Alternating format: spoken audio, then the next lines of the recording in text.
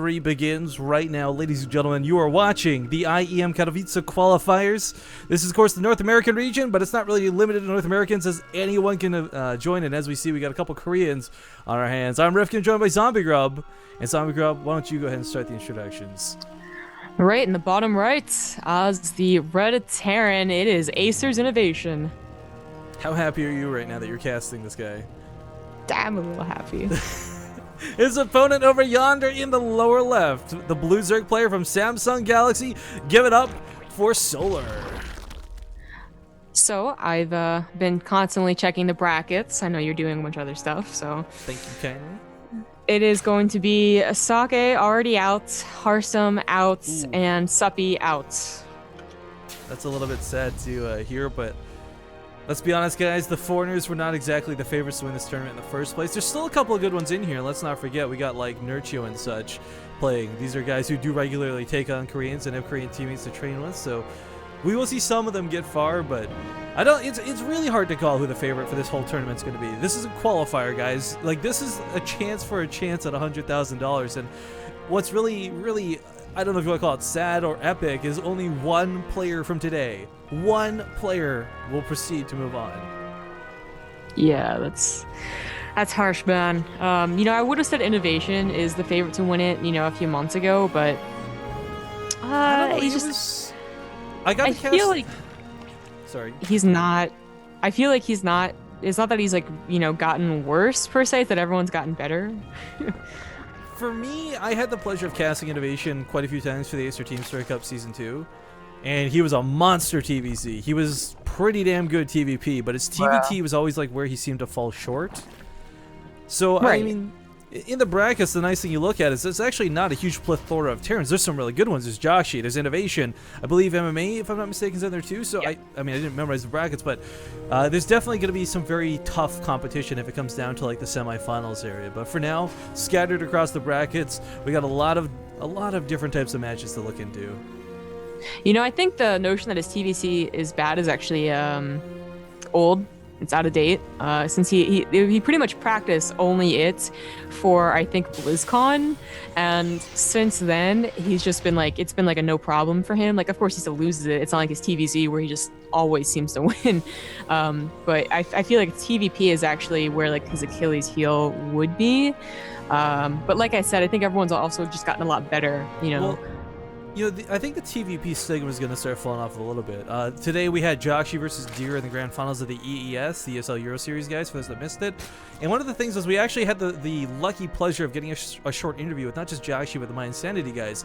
And Joshi, in more or less terms, because it wasn't perfect English, said like he wouldn't have done so well today if it wasn't for the Mobius reactor being built in, like the patch change to the Ghost. Oh, really? So, well, I didn't mean it because of like Terran versus Protoss. I meant like Innovation versus Protoss. But that fair, was interesting. It's worth. I'm just saying, because again, a lot of people have forgotten there have been small tweaks in recent times.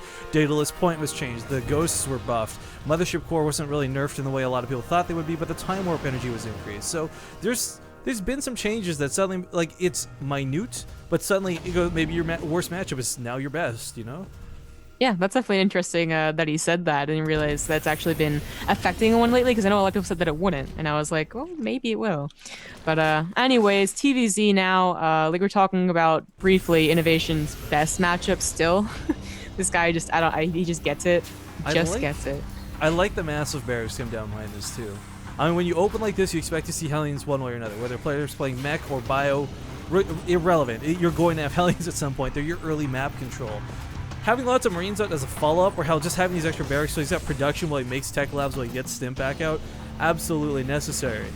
My question is whether he goes straight for that quick starport or if he ends up delaying it in favor of getting more Marines, more like ground pushing out, because it's actually become something we see more common where it's less about drops nowadays for Terran and more about just like that initial push.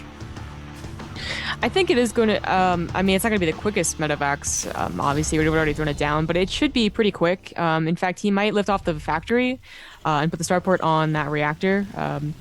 you know, once the 6 Hellions are out, that would be what I expected, because Yeah. he is going for a 2-base attack right here. You know, a lot of people are very used to seeing a 3rd command center down already, because that just seems to be That's what the like 2 barracks instead. 90% of TVZ is.